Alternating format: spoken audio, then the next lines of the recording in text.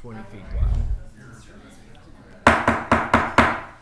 The City Council for the City of Rollingwood will come to order for a special City Council workshop on Monday, December 16th, 2024 at 4:01 p.m. and we will start with roll call.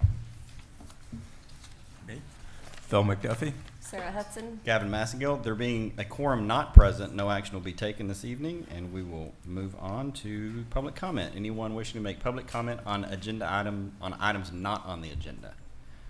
That's what I thought. So with that, we will move on to agenda item number 2, presentation from the Central Texas Regional Mobility Authority regarding the MOPAC South Expansion Project. And my plan for this evening will be we'll let CTRMA do their presentation and visit with our council and with our task force. We do have our task force on hand. This is our MOPAC South Task Force: Gay Irwin, Tom Farrell, Victor Alcorda, and John Hinton. Thank you all for being here on the dais with us. We also have my colleague, Mayor Vaughn from Westlake Hills. Thank you for representing Westlake Hills for us this evening, Mayor. I also I know we've got some folks from the Tremont HOA as well as the Westlake Chamber of Commerce. If I've missed you, please feel free to come up at the end of the presentation. I will open the floor for public comment again at the end of the presentation for anyone wishing to offer any sort of comments on the presentation itself. And with that, we will come to agenda item number 2, and I would recognize CTRMA to give this evening's presentation. And first of all, thank you all.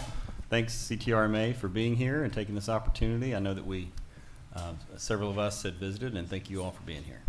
Cool, thank you all very much. My name is Mike Sexton. I'm Director of Engineering for CTRMA. Today we have 4 people. One just disappeared on me. She threw me off.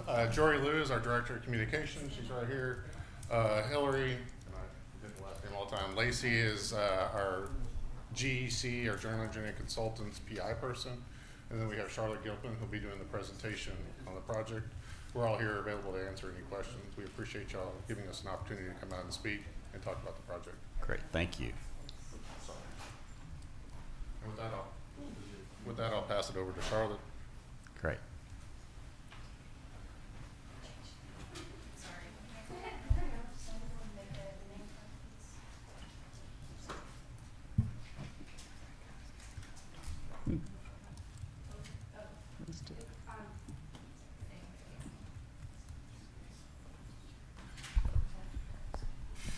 All right. I'm just going to test this, make sure I can advance. Okay. Again, thank you for having us here this evening. Again, my name is Charlotte Gilpin, and I'm going to walk through a bit of a presentation here today, and then, as Mayor Gavin said, we'll go through and kind of take some questions at the end here. So apologies, because I'm going to have to be looking at the screen this way, but Sorry about that. no worries. All right, so this is the MOPAC South is an environmental assessment study that has limits from downtown area Cesar Chavez down to Slaughter Lane. So it's about an 8-mile limit.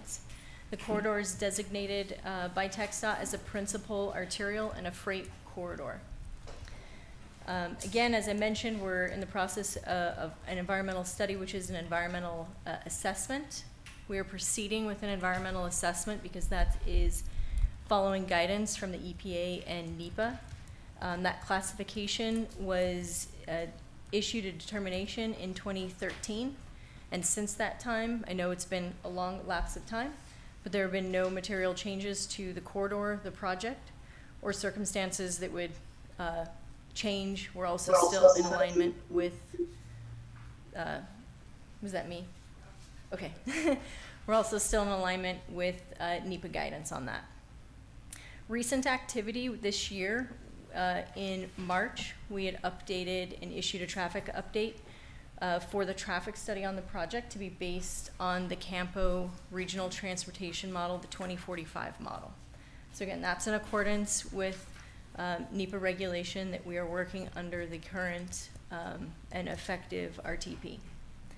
We also, from March, moved into technical work groups, which I want to say thank you to City of Rollingwood for attending and participating in those. And those ran from May to June. It was a series that we'll talk a little bit more as we go through here, but it included stakeholders with Rollingwood, other cities and entities. And then currently for activities, November 12th kicked off our open house period. We had an open house in person at Austin High School. We advertised for these open houses 30 days in advance. And this open house, we are extending the 15-day public comment period to 48 days to December 29th. So this is just a slide to help direct folks to where official comments can be directed. Again, the virtual open house website is there listed at the top. You can also easily navigate to that if you're just at the project website as well. Comments can be online, via email, or mail. They just need to be received by December 29th to be part of the official Open House 6 comment period. But here I really want to take the opportunity to emphasize that our public engagement does not end with the end of this open house. As standard with all RMA projects, we continue to be available for stakeholder engagement and will continue to coordinate as we move through the project process that we'll outline here today. All right, so just as important of what is in the study, we do want to clarify what is not within the study. And the presence of it not being included doesn't mean we also don't understand the importance and share the value on these things. But every project has to have limits. Ours is really focused in on the project purpose and need, which is improving reliability and mobility on the MoPac South corridor. So the RMA, while we've continued coordination on several of these things, we continue to be open to partnership. And really what that means is we're actively coordinating on any project that the community brings to us to make sure that we accommodate that, don't preclude other projects from happening either now or in the future. And we're also open to including elements within the project if those conversations can really come to the Mobility Authority through partnership for betterments, as we can't just keep adding to the project without limit. So some of the things that are not included, particularly there's been questions about Cesar Chavez, but really any east-west study or corridor is not looked at in as much detail as we're looking at the north-south corridor on the project, because that is the purpose and need of the project. Bee Caves intersection, there are not material changes to the intersection itself. We have supported the community by recognizing as we couldn't come to agreement on what the intersection should look like, et cetera. And we coordinated a stakeholder engagement meeting with TxDOT, Rollingwood, Westlake, Travis County, City of Austin, in June of this year, so that we could really just get all those stakeholders together and reinitiate some sort of a community project on that end. TxDOT has offered to take the lead on that, but is looking for community partnership before anything moves forward there. Park and rides, we continue to coordinate with CAT Metro, but there is not currently a park and ride incorporated as part of this project. The 45 connection, we receive a lot of questions on. So the connection between SH45 at 1626 to IH35 was not a project that was identified in the 2045 Campo study. And so it is not part of the model that our project work is based on. Campo study. Sorry. We were asked to include elevated bike ped crossings at Barton Springs. While we've improved the at-grade crossings, we not have right-of-way space to put an elevated crossing. The continuous shared use paths, while we have a near continuous path on the east side of the project, there is a small gap north of Slaughter where there's not continuous, and then on the west side, we've got some gaps where we have narrow areas and mostly sidewalks. This is also wanting to emphasize this is an environmental phase of a project. This we are not focused on design, construction, funding is not part of this process. It doesn't mean that we don't look at environmental commitments for the construction phase, but we do not have details of what that phase will look like at this point. So what is within Open House 6? Open House 6, the purpose of it is to present the recommended build alternative for public comment. This again is the foundation of the update for the traffic study and all of the build alternatives based on the 2045 modeling. It's continued public engagement to take input, receive input, and help it to shape the study and the schematic. Open House 6 includes the evaluation of the build alternatives, the operational configurations, which is the term for connection to downtown. It includes description of what the technical studies are. Those technical studies are underway, and we'll hit on those again later. And then, of course, the schematic. So aside from the open house, our recent stakeholder engagement, as I had mentioned, May through June had included technical work groups, which included 8 meetings, 18 entities, including Rollingwood, Travis County, City of Austin, SOS, and AISD were invited to those. Those meetings covered the general schematic and then technical topics such as water quality, air quality, noise, parks, historic resources, etc.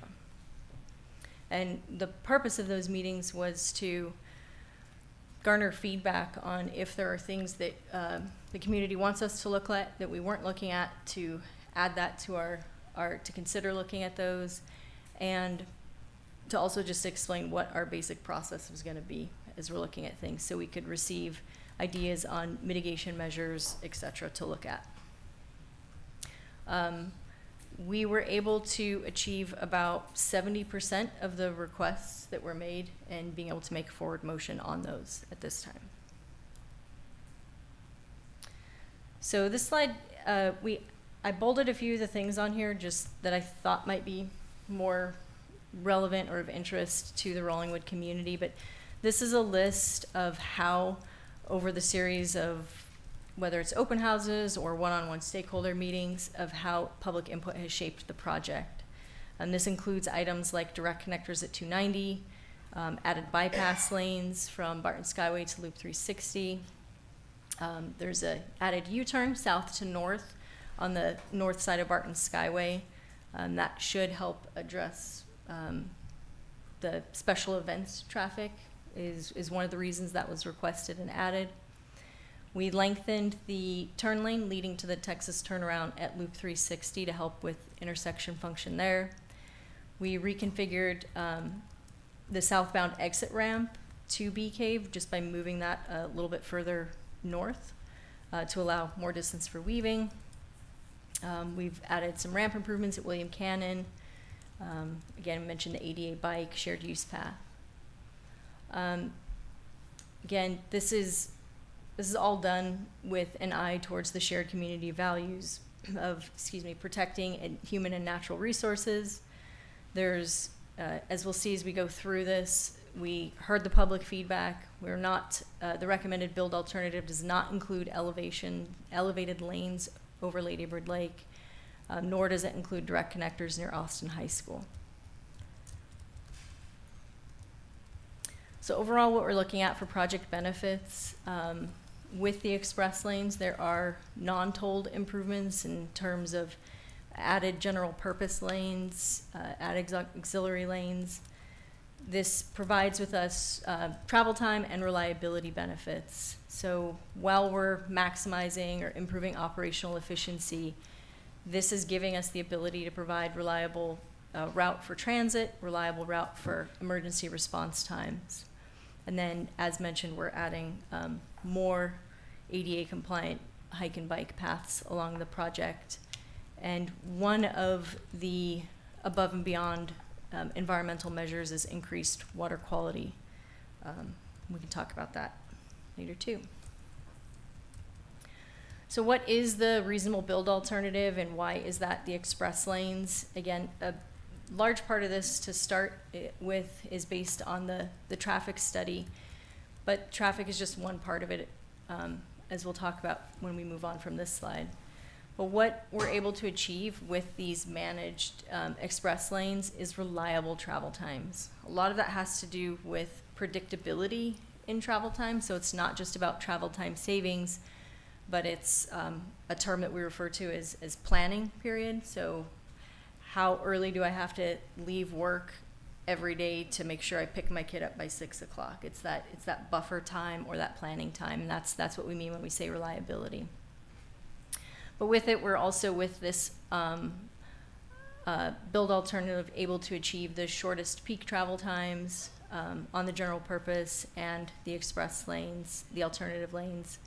We get the travel time savings, and this is an option that provides benefits to all users because transit, in accordance with the RMA policies, uses the express lanes for free.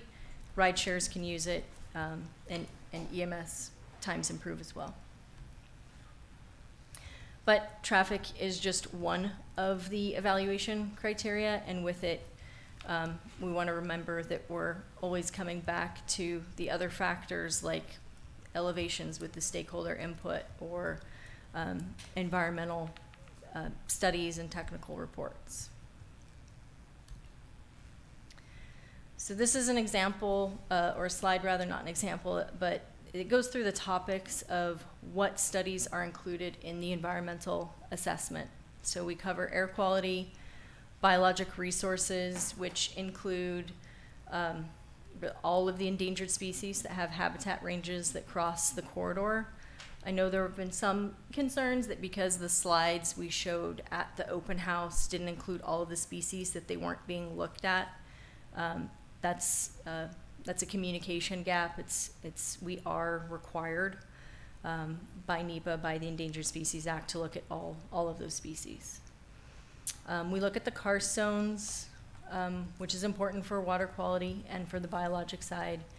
The 4F is parks considerations, cultural resources, land use, parkland use, hazardous materials, traffic and noise, the water resources, which includes not only surface waters, but a look at groundwaters and surface water treatments.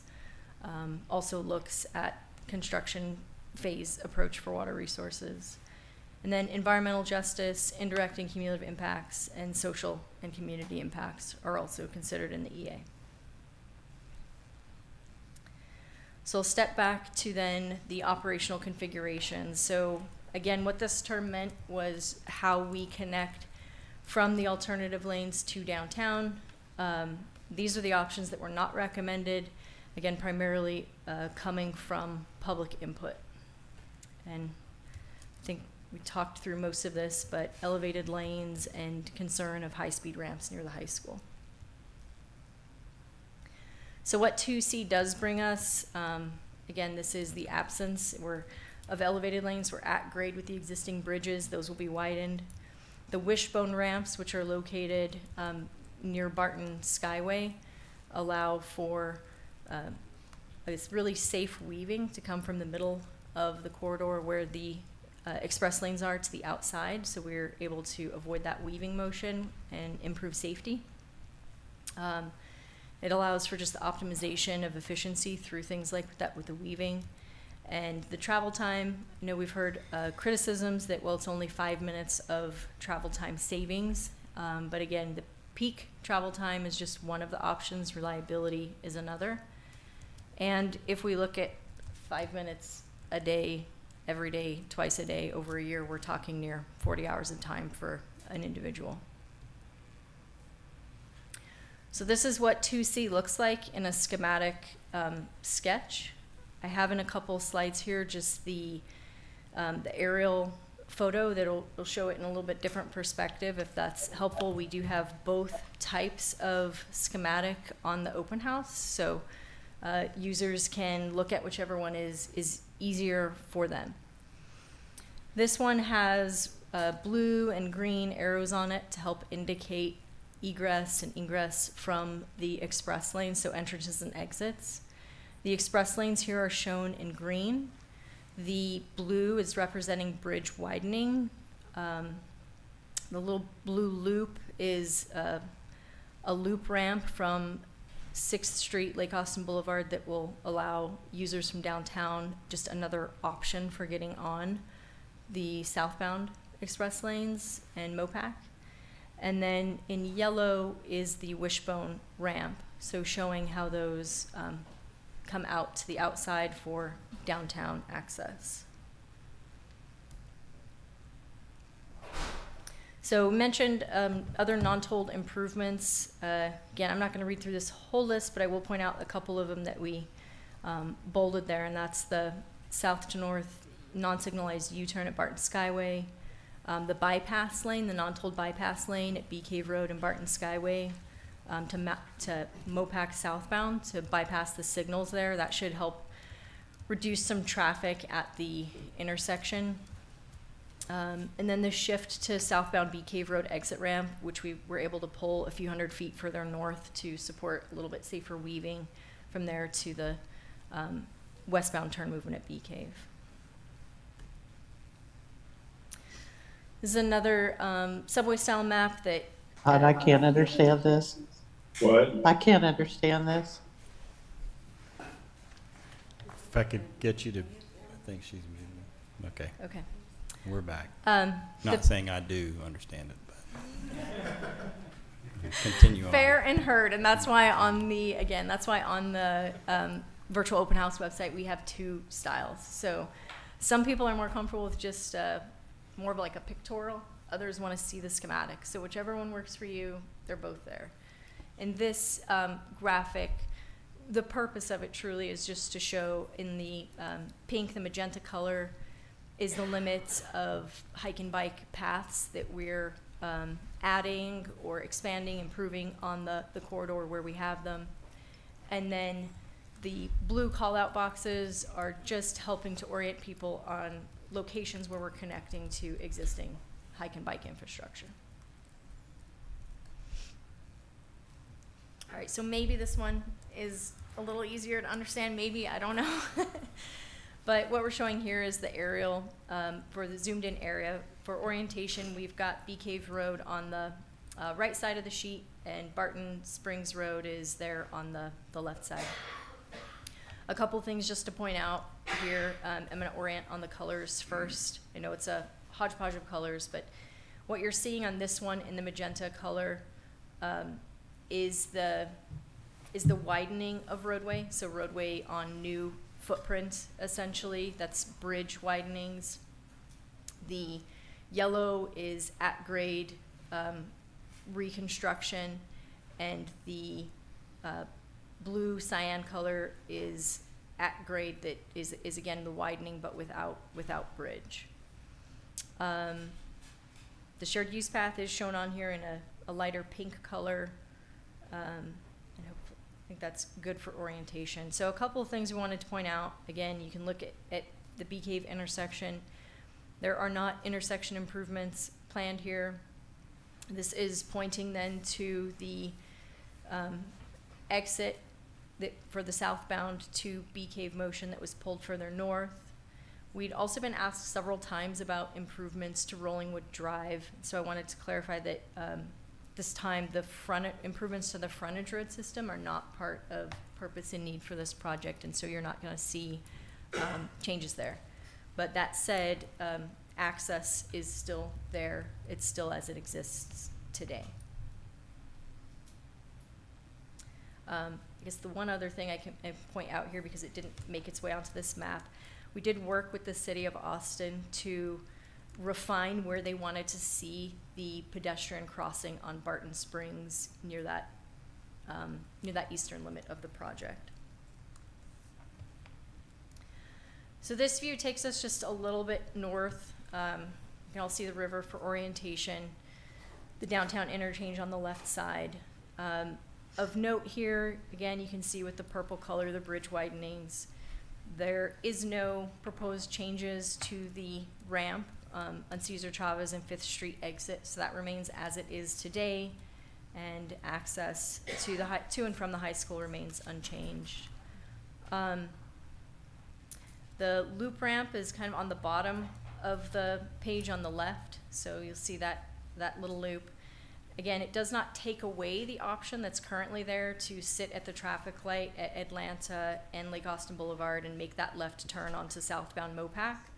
In fact, that's still the option that transit, buses, large vehicles will need to use. But the loop ramp is now an added option that can reduce the weaving and the merge further onto, so it'll help the intersection, and then we'll be able to add an additional auxiliary lane to help with the merging and weaving getting onto Mopac.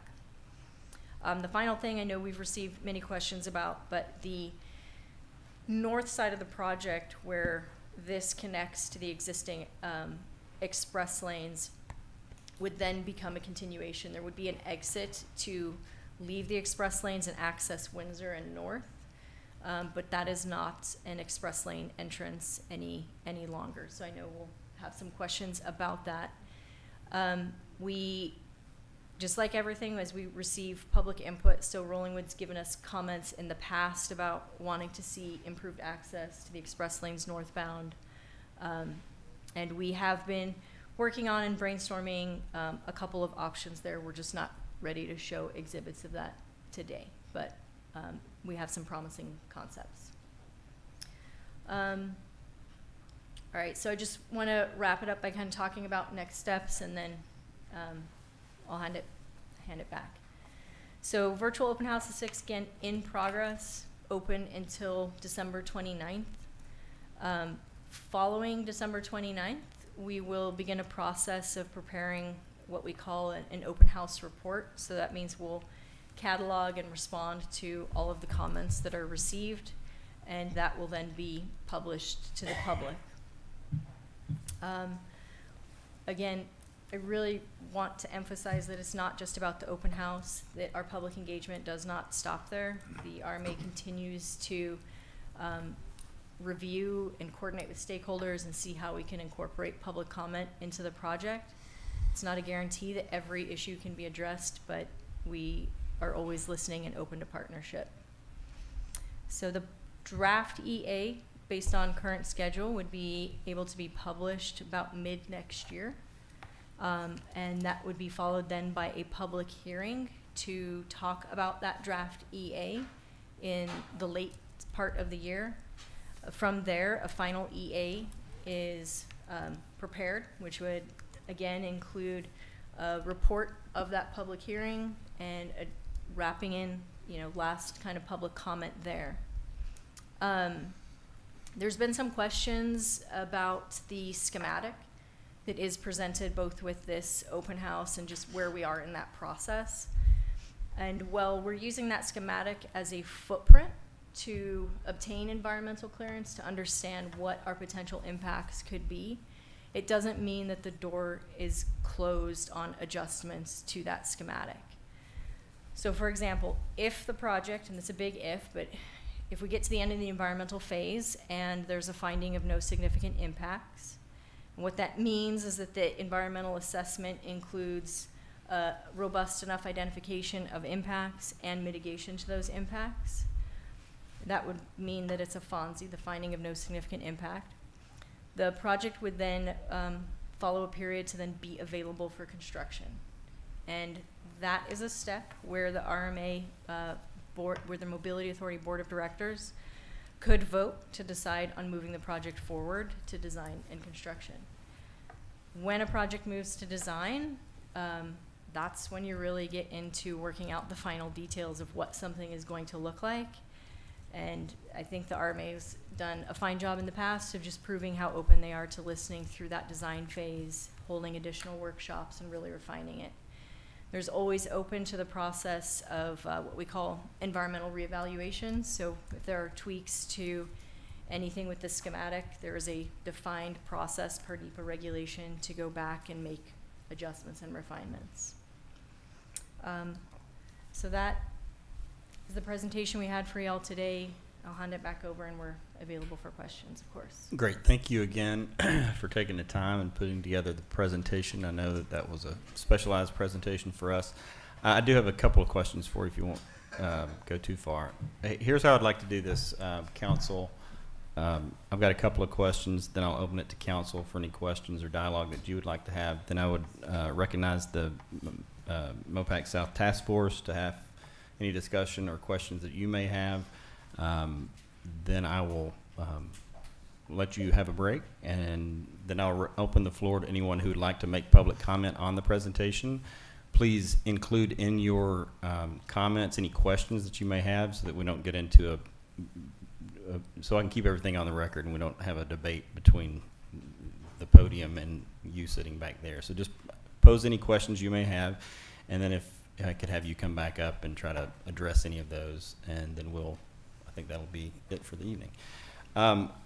So a couple of questions I'll start off. So you talked about the project purpose and need, and you talked about reliable travel times, providing benefits to all users, EMS times improve as well. But earlier in that discussion, I think you had mentioned that there were no east-west corridors considered. So I assume that when you talk about reliable travel times, benefit to all users, and EMS travel times improving, that is for someone other than those of us living on the west side. Is that correct? I don't mean to be evasive. It's a yes and a no. So you are correct that the purpose and need, the project study, what we're trying to achieve lies within the MOPAC South corridor. That said, we did have a 2015 study by the University of Texas Center for Transportation Research that we worked with to do a dynamic transportation analysis to really look at what is this corridor's effect on east-west and other traffic. They came to the conclusion that the project benefits, does not adversely impact the east-west corridors and movements.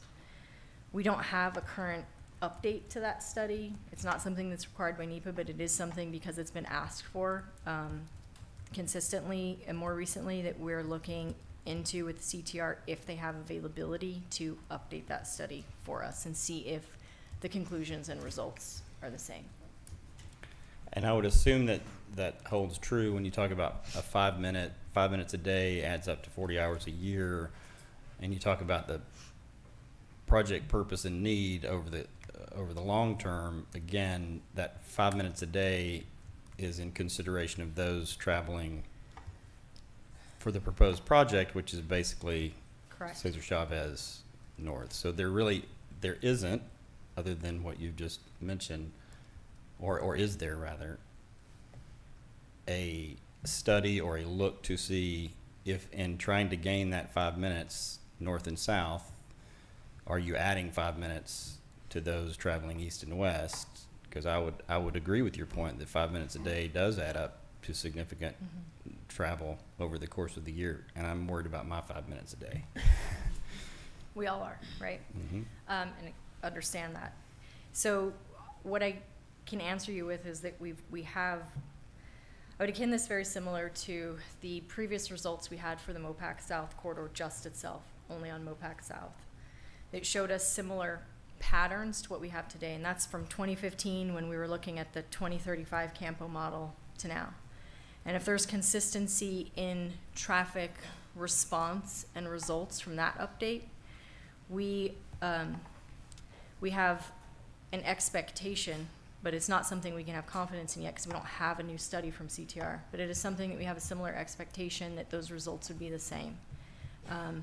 But I don't have that distinct answer for you today. Okay, thank you. Council? Okay, I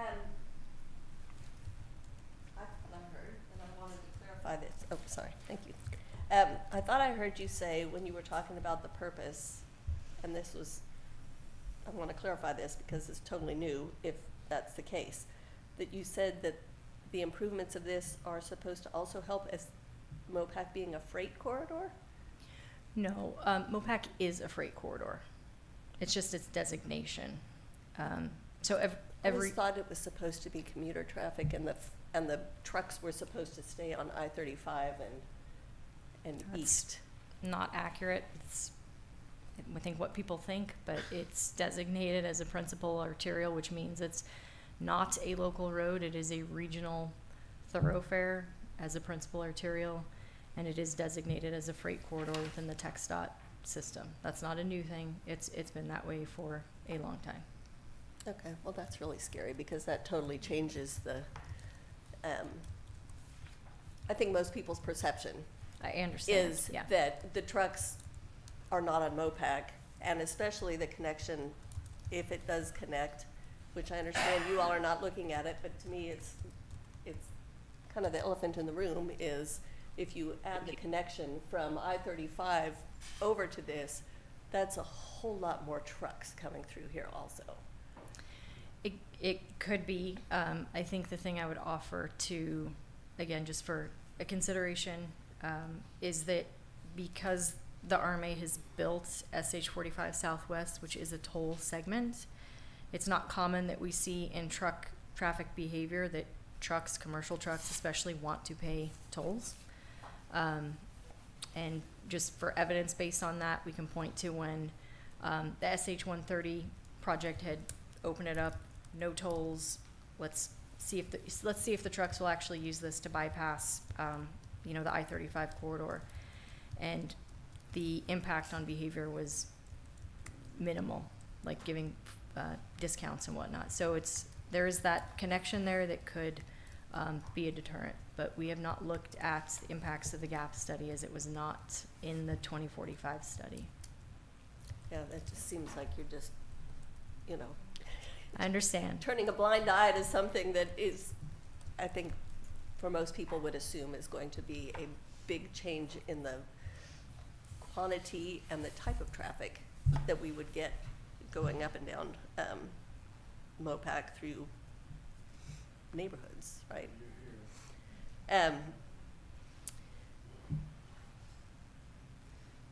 The exit ramp from Bee Caves Road that you all have moved back, how, you said 100 yards or so, that it leaves MOPAC 100 yards further north. Where does it actually tie into Barton Springs Road? Because it didn't look like that was really moved much. That entrance, that discharge point was moved about 600 feet further north. Can we see that? Yeah. What you're talking about, Sarah?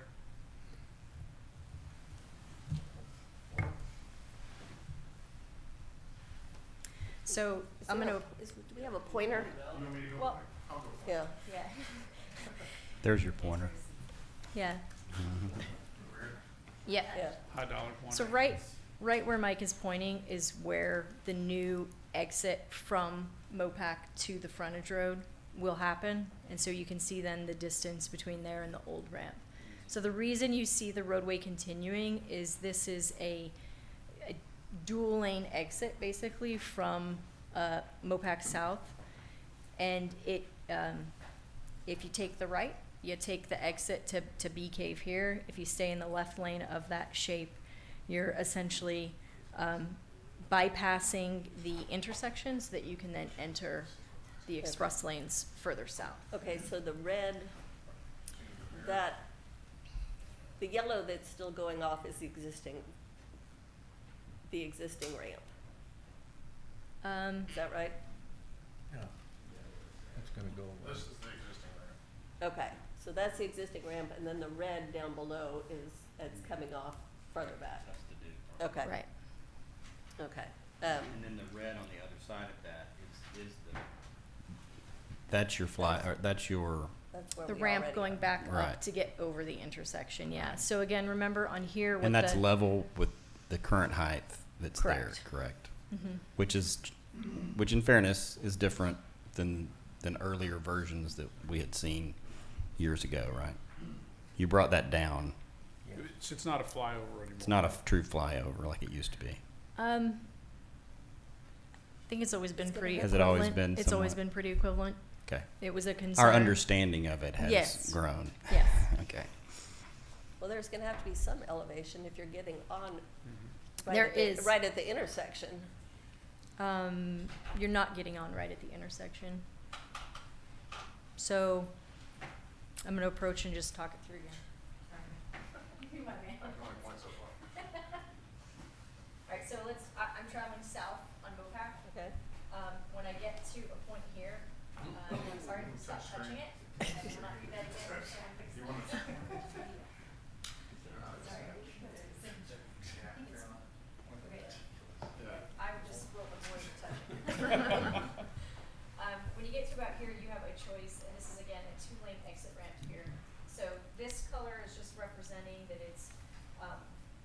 there's some walled section here, it needs to be built up. So we're coming down, this is an at-grade section here. Right here you can see the gore, this is where someone would be able to leave Mopac, be on the frontage road, and so you've got this extra distance, about an extra 600, 800 feet to merge over and make that westbound direction.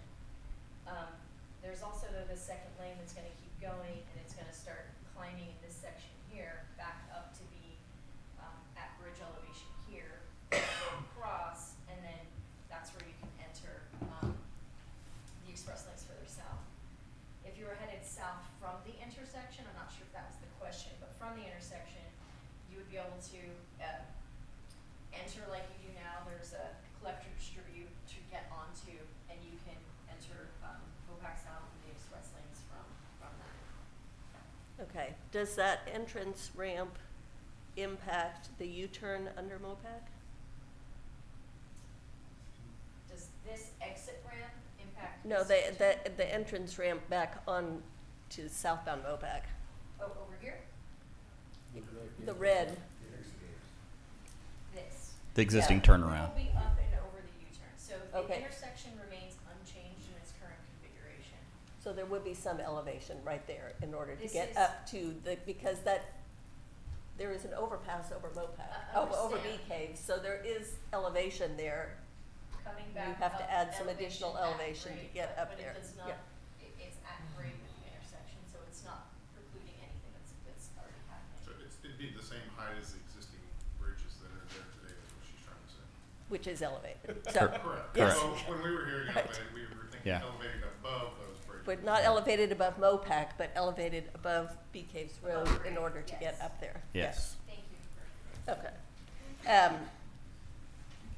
And I guess my other concern is the access that everybody coming from West Austin is going to lose to get on the toll lanes going north, because I did not go to the first meeting at Austin High, but I was told that the answer when somebody asked that before was, oh, you can drive down to William Cannon and take the U-turn and get on down there. So I think some answers are given in you could. I don't think anybody needs to do that. You're not gonna have a significant time difference or savings to just get on the general purpose lanes and continue on. So we, But then we're losing the access to the northbound toll lane. at that location, yes. But that limited access is what allows the express lanes to continue to function and provides time savings for everyone. So when we look. Well, not time savings for everybody, because then we lose time savings, because then we don't have access to the toll lanes. So what we looked at was within the travel demand model that, that our MOPAC South is based on. We looked at, what we call an origin destination study. So we picked just a few routes. And those included, basically like 3 census blocks. So Rollingwood, we looked at Lost Creek, we looked at, the Barton Hills. And, to take a trip from these areas north to the Domain or Palmer, something like that, something north, we're seeing, and that's, when I say we look at the route, we look at the route in terms of getting onto the general purpose lanes and then getting into the express lane as soon as you can, which if you're going that route is not until you get to north 2222. What the traffic experts had showed me is that we're looking at an equivalent in the peak AM and a 3-minute time savings still for peak PM. So it's. Can I just come back to the podium, just for the people online? Yes. I appreciate it, thank you. Sure. Do you want me to? So eliminating Repeat the that. toll lane access is going to improve our travel times? That's what the models show. Then what's the purpose of the toll lanes? Because that's If- one very, very specific route that we're looking on, and you're still using the toll lane. It's just you can't get onto the toll lane until further north. And until you're past all the traffic.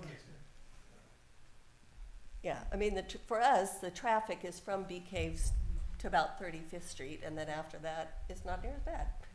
I understand the So- opinion. All I can tell you is what the traffic model is communicating to us. And I'll also remind that, as I've shared, we are looking at 2 different alternatives to create and add additional access points to the express lanes from Bee Cave and 360. Okay. And then coming south, if we are up north, you know, we're coming back. Can I add one thing Sure. to the comment on reducing travel time? I think one element that we didn't say is that as you're turning left to go north, the improvements that are being proposed here is going to improve throughput in the corridor. There's an express lane with traffic coming from south that's going north. They're going to be in that express lane. And the improvements to the general purpose lanes into there is going to help move traffic more efficiently. So the section across the river today that is more congested will get improved by the project is part of the reason why travel times go down. Okay.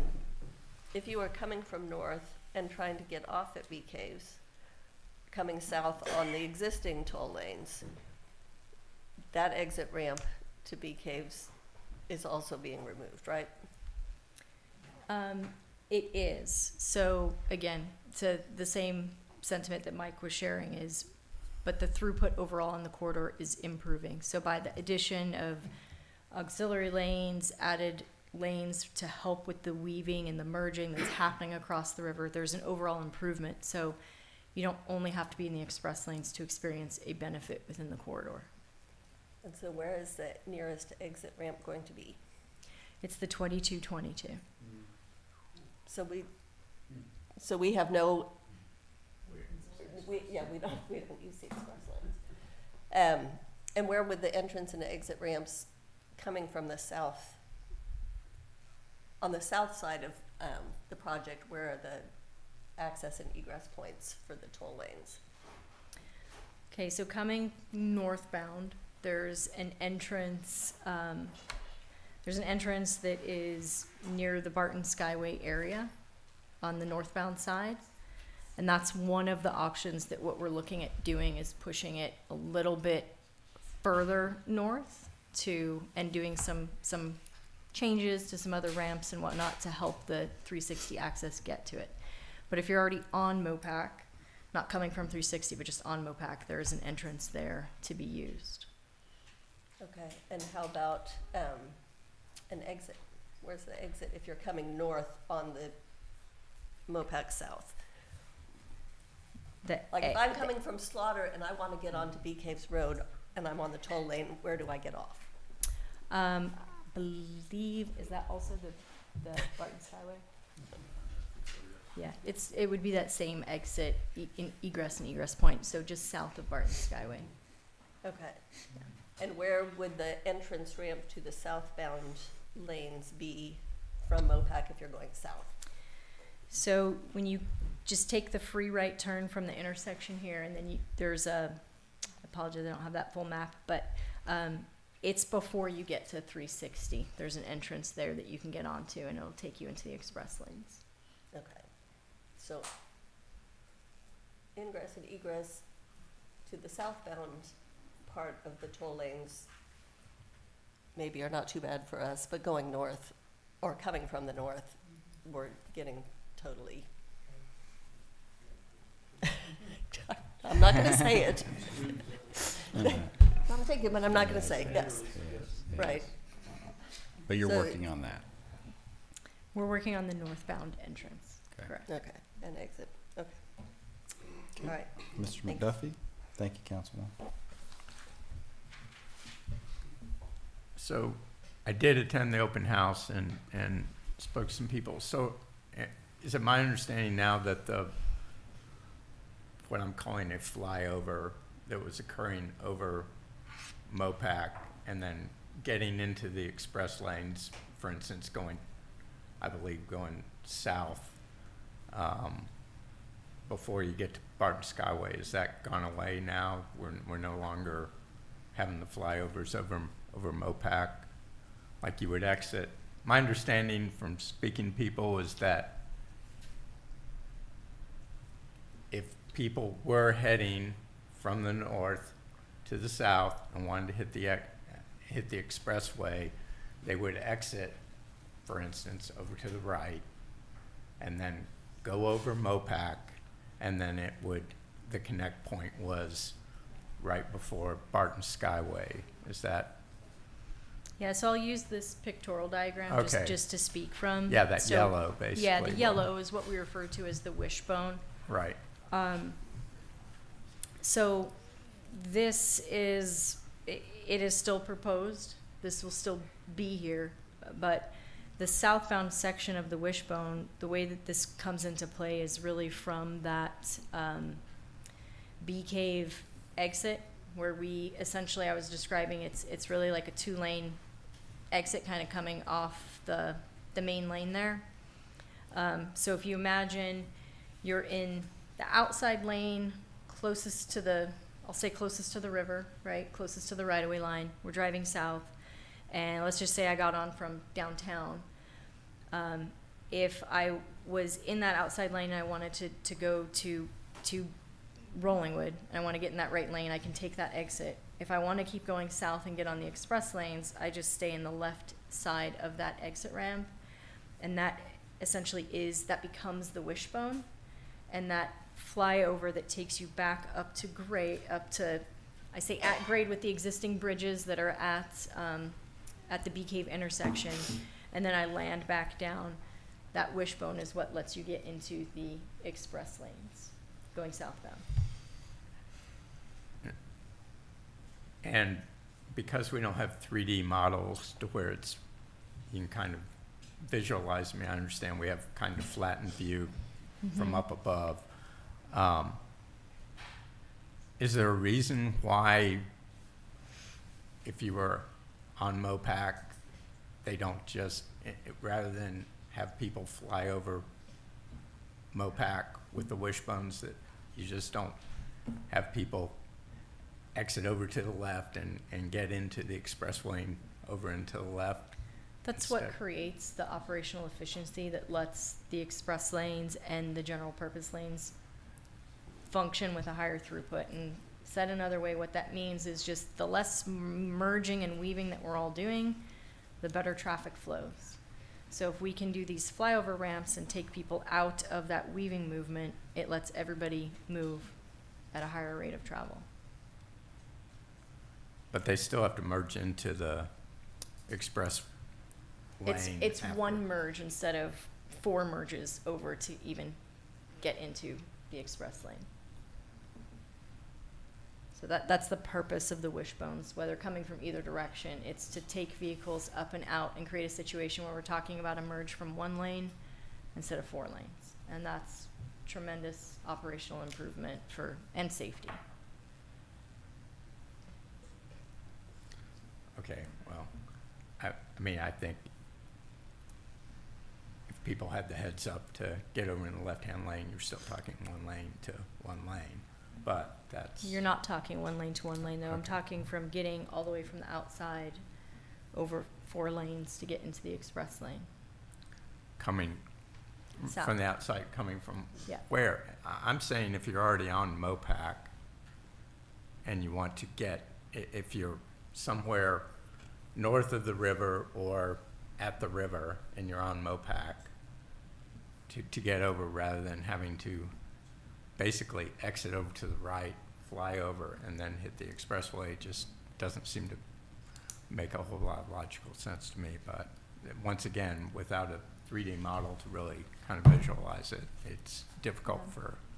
Well, the movement we're really trying to address is there's a tremendous amount of daily traffic that's coming from downtown directly to keep going south. And so folks that are in that outside lane anyway, because they've entered from Cesar Chavez or 6th Street, this is a way so that they're not needing to merge across the highway to get into the express lanes. It lets them stay on the outside lane where they are, because that's where they just entered from. And then, yeah. Okay. So, back to the point, would there be a way in the future to provide some kind of more 3D model to where we can envision this from like the street level of what this is actually Yeah. going to, Um, um, I'd recommend looking at the fly-through video that's on the virtual open house. I did. Okay, that is the 3D model that we've produced for the project. Okay. All right. Yes, ma'am. So have you all considered sorry, I'm used to having it on all the time. Have you all considered the impact on, not just Austin High, but just on the traffic in general, for anybody that's coming from the west side or coming to the west side that wants to access the toll lanes or get off on the toll lanes? Since you're removing the access points from the north, people are gonna get on at Bee Caves, take the First Street exits, loop back around so they can get on the Cesar Chavez and take the entrance ramp to get going north. That seems like that's gonna add a lot more traffic down by the high school and a very tight hairpin turn, 10-mile-an-hour speed limit on that road for people trying to get, and then coming back as well. You know, if you're trying to get off of Bee Caves, you know, you can take the reverse of that as well, but that may not be as much of an issue as people trying to go north and Yeah. get onto the. For the exit, there's a direct exit right there. I can't imagine why anyone would reroute themselves or why any AI mapping would reroute you. For going north, again, with what I shared about the origin destination, just review we did of a few trips, with the time being equal or less than, it's also not the anticipation that we would be getting rerouted through downtown Austin to get on the express lanes. Well, you're not going through downtown Austin, you're just I looping right understand. around by the high school. What I said is still what we know at this time, and that is that the models are showing us that there's it's equal or time savings to stay on the general lanes of MOPAC.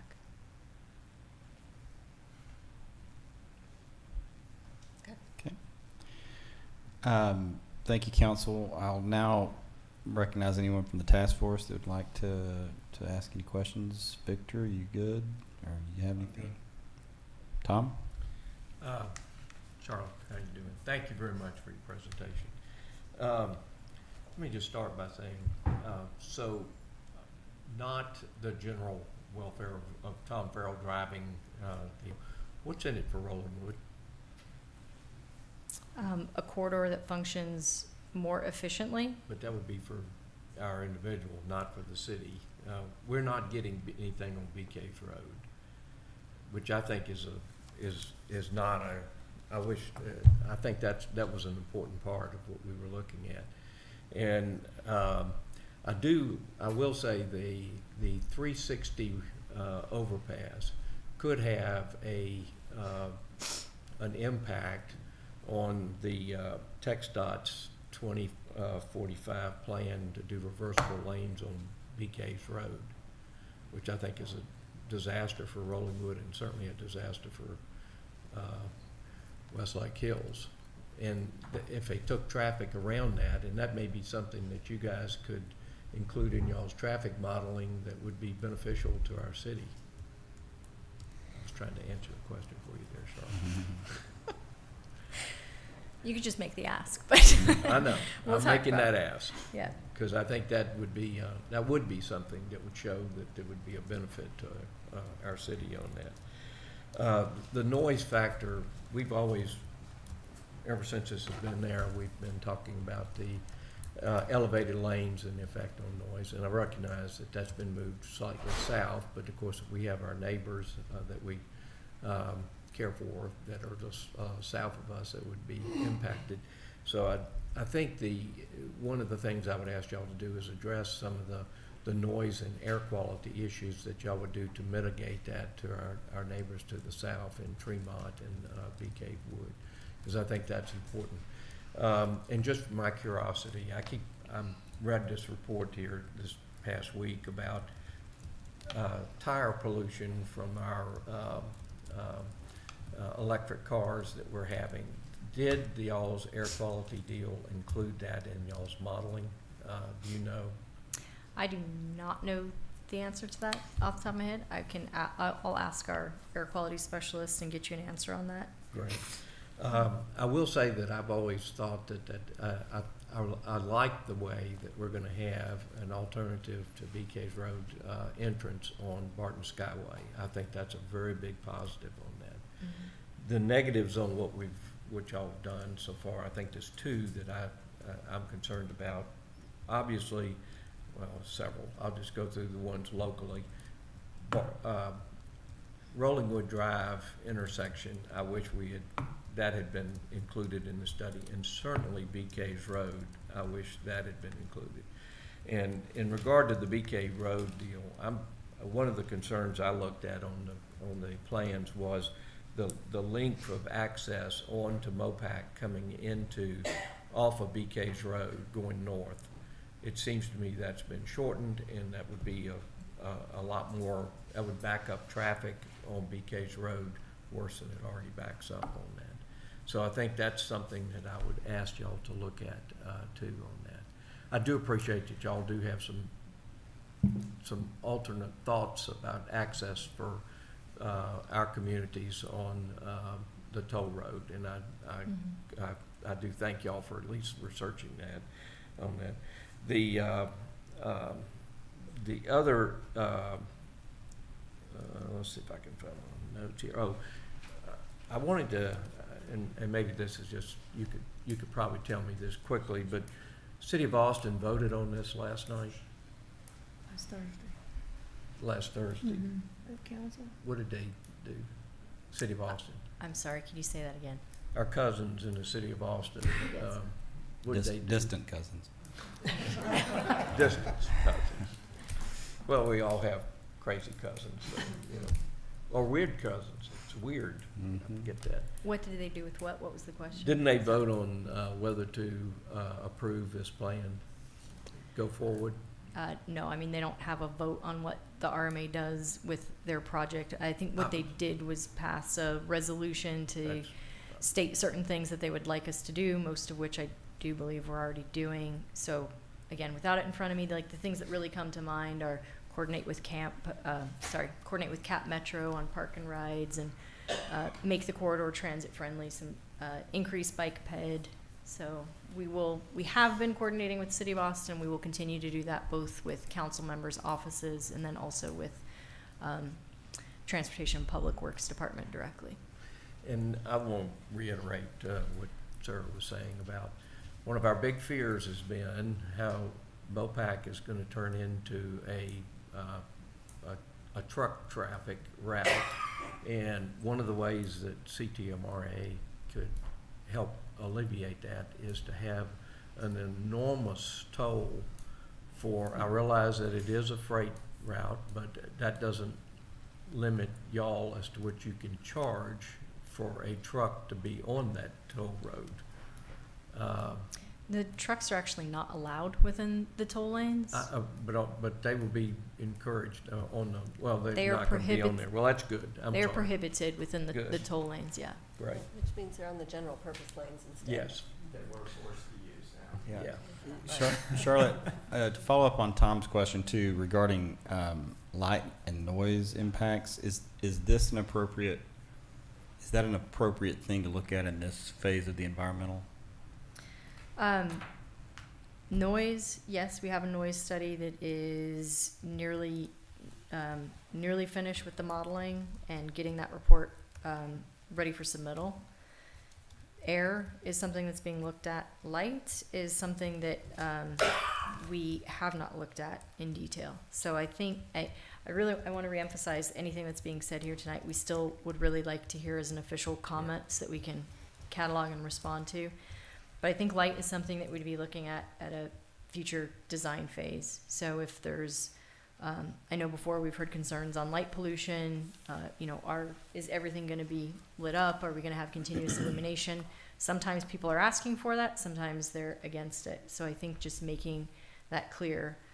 But isn't that a little bit of chicken and the egg too, though? If you don't know what lights you're going to put and you won't know that until you get to the design phase, but you will have already passed the environmental phase before you get to that phase. How do you, Yeah, so how do you, what we've done from the environmental perspective is made a very general assumption of drilled shaft for light poles.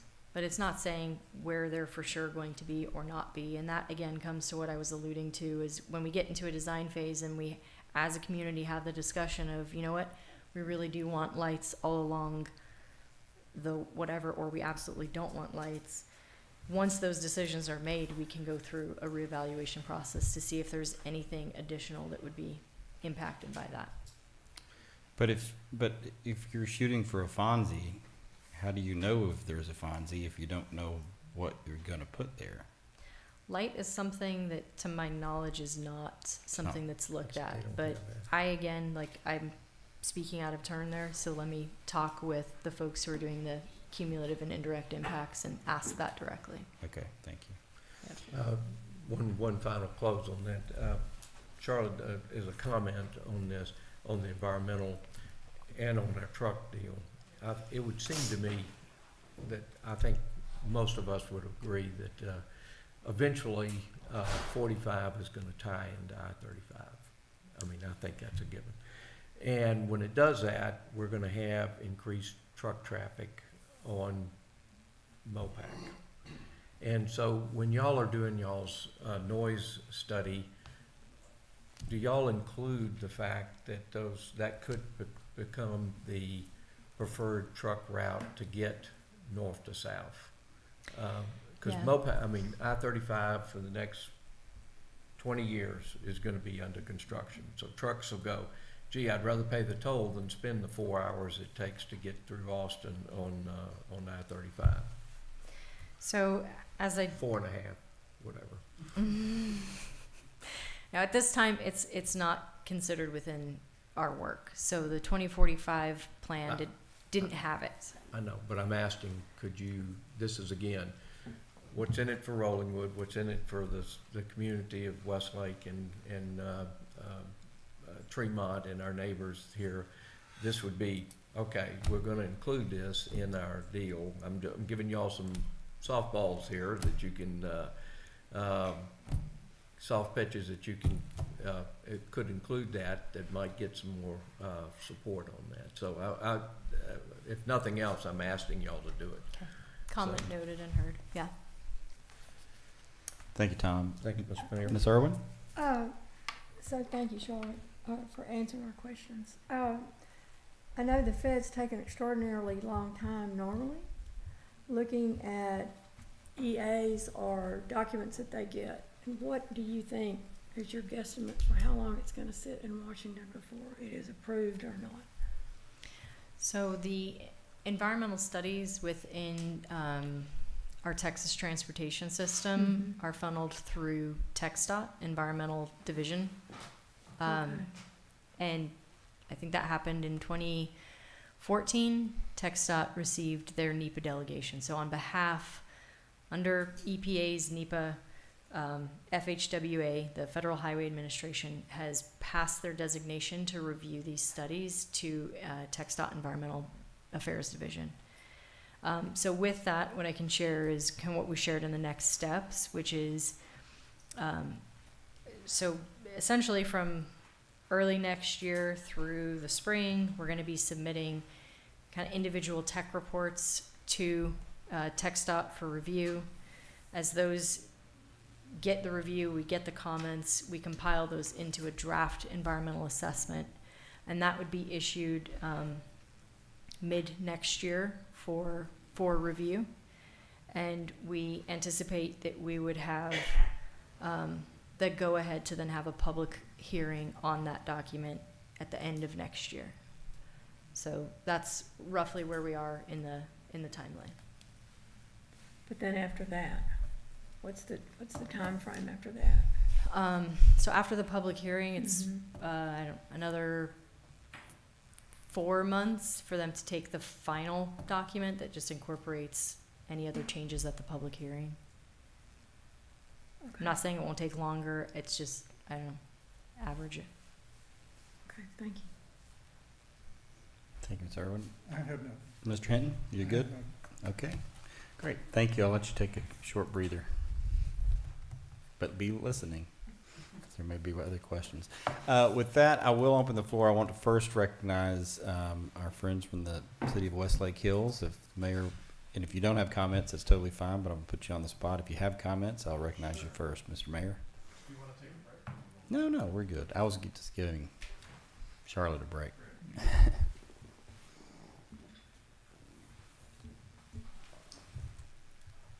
Howdy.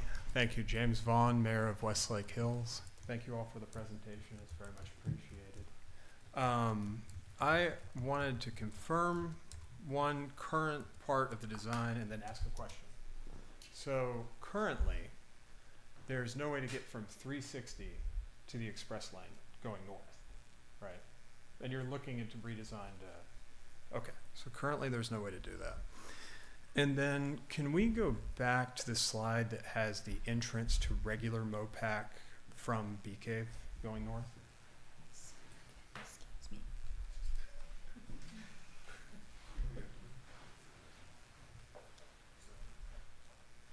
Yeah, that one. So this is the Cesar Chavez toll line exit, is it not? Correct. Sure. And our entrance will be this little sliver. And is this elevated? Is it going over us, or are we gonna have to crisscross right there? That's a crisscross. So Okay. it's a weave and a sorry. It is a merge condition, but it's very similar to the merge condition you have now, right? So getting on to general purpose northbound today, there's either the choice if you're gonna go downtown, you stay in the lane. If you wanna go north, you merge to the left to continue north. I know there was a comment about, oh, well, the ramp has moved, so it's less distance, but I think we've lost, I think 600 feet.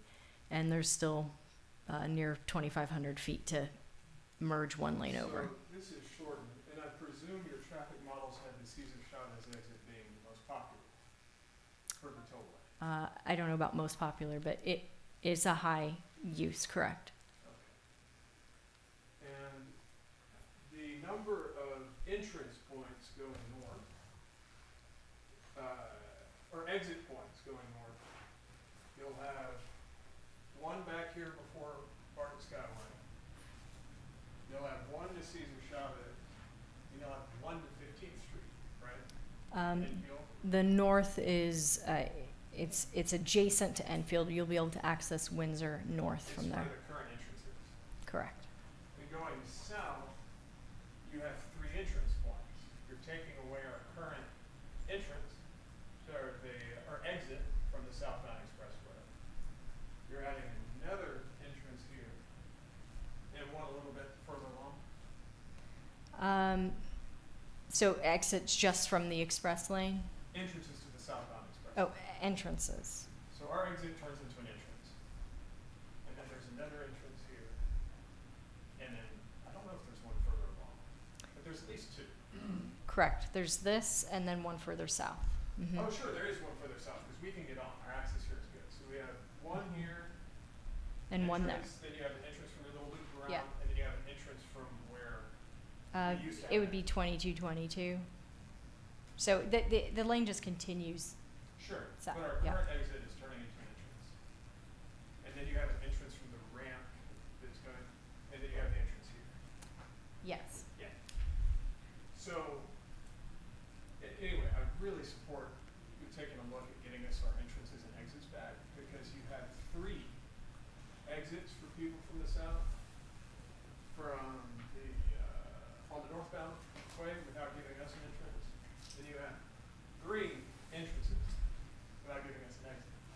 So, I do very much appreciate the, addition of thinking about 360 and get rid of it. Those are my comments. Thank you. Thank you, Mr. Mayor. Tom? Charlotte, I have one other question, I'm sorry. Going through my little list here. Currently, I get on, MOPAC going south from BK's Road. And I have a lane that I refer to as the Rollwood Express Lane. that we get on there, we go all the way over to, Barton Skyway. Barton, Southwest Park, Southwest Park. Okay, which is great. Now, we're not gonna lose that, right? I'm not sure I understand the question. You're talking about your entrance onto Mopac South from Bee Cave Road. You can still get on Mopac South from, And that'll carry me all the way south. yes. Now, coming in, if I'm getting on, the right-hand lane now, and that carries from 360, the very right-hand lane currently, 360 to Bee Caves Road. Is that gonna remain, a separate lane also? We're not gonna lose that either, are we? You That can makes travel sense. on the frontage road or in general No, purpose not the lanes to frontage get road. from There is a- 360 to Bee Cave. As you enter off of Ben White onto North Mopac, there's a lane that usually people will get over immediately into Yes. the next lane, but that lane continues Yeah, you south. still have an on-ramp onto Mopac. We did do a ramp reversal there, so that entrance is not immediately north of the intersection, it's further north on the frontage road, and that's to help that 360 from Ben White. There should have been be more both efficient. ways, I think. Yeah. But Yes. that lane is gonna, for our traveling, we can still travel all the way to Bee Caves Road, right? Yes. Okay.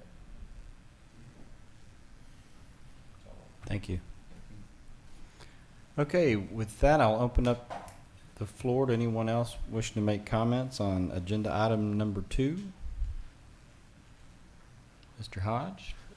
Thank you, Mayor. My name is Daniel Hodge, and I'm the president of the Tremont Homeowners Association, which is about 140 homes. If Austin's your cousin, we're your littlest cousin. I know better than that, Mr. But we're Hodge. here. Mhm. Thanks to the mayor for telling us about this, and I'm joined by Jonathan Polens, who's also on our board. I want to echo the city of Rollingwood, the mayor's comments and the council's comments and the task force's comments about access to the express lanes, especially as the father of a kindergartner who goes to school up north. I have a wife who would be very upset with me if she were not able to take that express lane and her commute were to increase.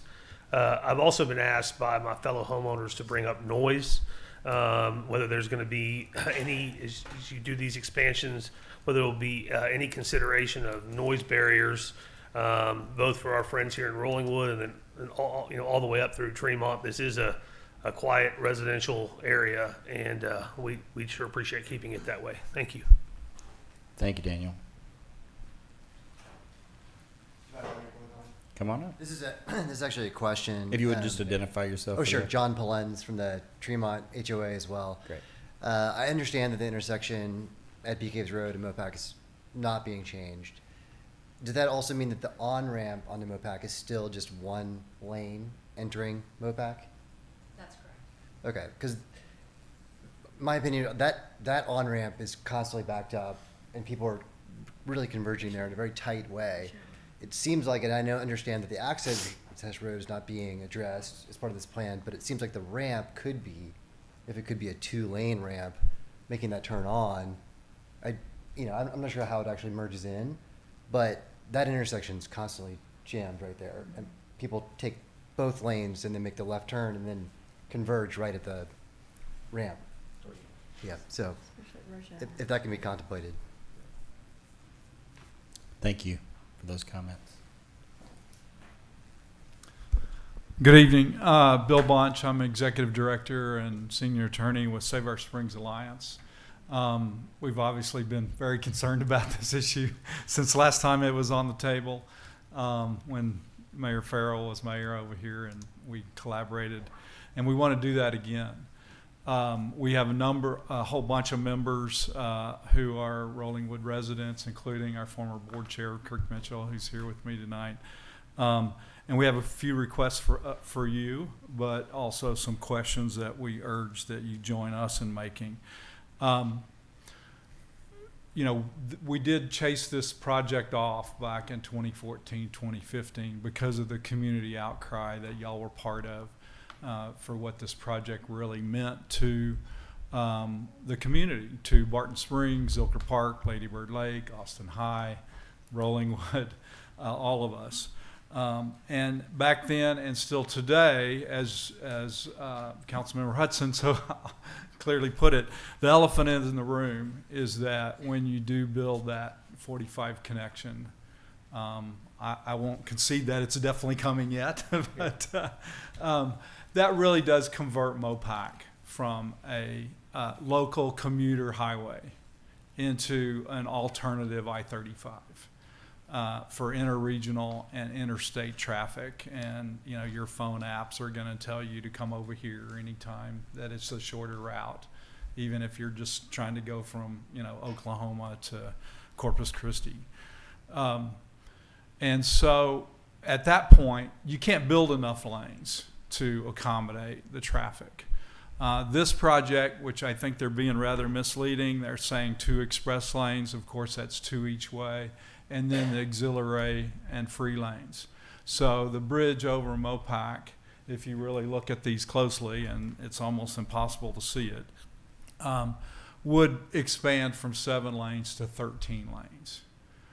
That's what we're looking at. So most of that 8 miles between Cesar Chavez and Slaughter, they're adding 6 to 8 lanes almost the whole way, and perhaps even the total whole way. We are asking, and Travis County officially has asked the Commissioner's Court that they go back to the drawing board and restart the environmental study process with a full environmental impact statement, so that they're looking at alternatives anew, not just that they rejected alternatives, you know, back pre-pandemic, because travel patterns have changed dramatically pre-pandemic. Technology is helping us use existing pavement a lot more efficiently. So there's ways to not do nothing. Nobody's saying do nothing, but to do something that's more affordable, less harmful to the environment, that it does in fact improve traffic flow without adding 6, 8 lanes and really converting it into a new interstate. And we'd love to have y'all work cooperatively with us. We have transportation experts under contract who are working now to develop those alternatives. We would ask that you join us in asking that the comment period, this first round, be extended. You know, this is a standard trick. Do it over the holidays when people are distracted. They don't have time to focus on it. So we really should get at least another 30 or 60 days.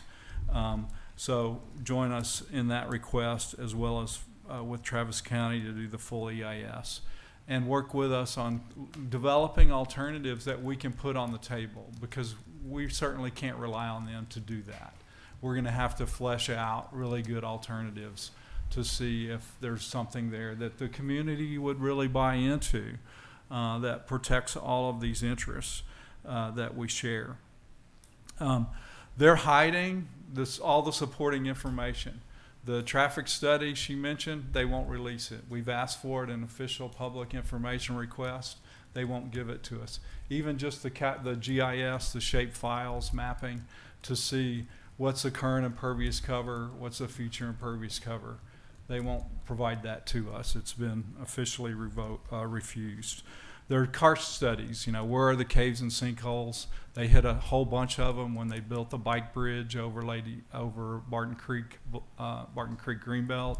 They hit a bunch of them down at right in front of the Lady Bird Johnson Wildflower Center when they expanded down there at Slaughter and just south of Slaughter. We need this basic information. They should be putting all of this information into the public record so we can check their work and see if what they're telling us is accurate. They shouldn't be hiding that. So please join with us in that.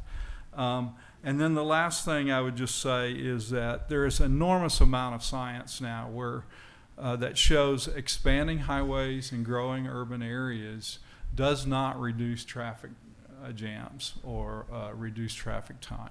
Wider doesn't work. The lanes fill up pretty quickly. And you get almost no real travel time savings. And this is compounded, and this is in addition to post-construction, but What we've also seen in other big projects like this in urban areas is the traffic delays that are caused during that 3 to 5 year construction period are never made up for like 50, 60 years by the traffic savings once it's finished. So they're asking all of us to endure enormous amounts of traffic delays that, you know, maybe our grandkids might enjoy those later if you take their promises. I mean, that's another thing. The model she mentioned that predicts these time savings. They won't give us their input and their output, so we can have our experts check their work and manipulate it, make a slightly different assumption and see what that tells us. We need to be problem solving this together, and so far they're not doing that. My last comment would be, and request, is that the staff is also not communicating what they're hearing to the board. So please join us in attending the CTRMA board member meetings and having your concerns expressed directly to them. Their next meeting is this Wednesday morning at 9 a.m. at their offices over on Mopac, just north of UT, where Concordia used to be. There's an office complex there. But they meet monthly. And so this process will be laying out, as she mentioned, over the next, year. But y'all can, and I hope that you will, go and communicate your concerns, your requests directly to the board of directors and not just have it be mediated through the staff. So thank you so much. We look forward to working with you. I brought a flyer if anybody's interested. These are our suggested comments for this initial round of comment period. Thank you for your comments. Anyone else wishing to make comments on agenda item number 2? All right. Well, the only motion I can take from you is one to adjourn. You have a motion to adjourn. All those in favor say aye.